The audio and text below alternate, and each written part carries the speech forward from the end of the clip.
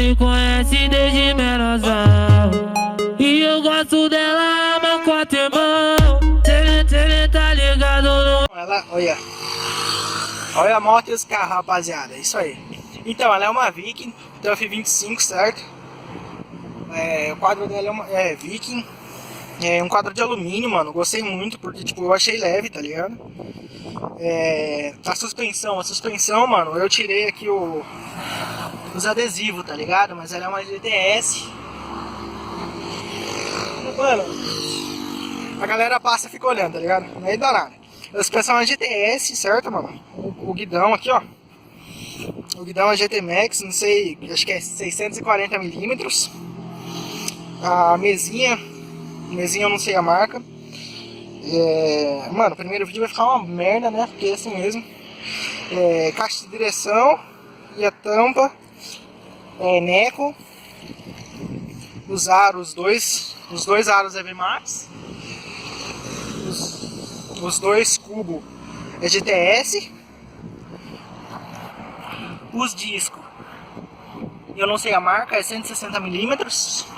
Os freios são mecânico. Queria um hidráulico, né? Mas tá foda. Mas, mano, por enquanto o mecânico tá de boa, tá ligado? Tá freando suave aqui, ó. Lancei o adesivinho da Fox. Tinha lançado da Monster também, mas o da Monster eu tirei. Canote Slim, eu não sei a marca. Mano. E tipo, do outro lado da bike aqui, ó.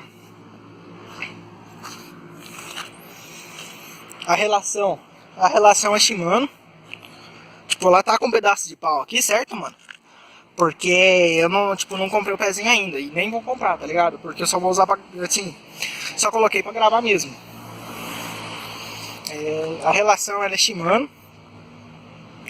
O câmbio traseiro é Shimano.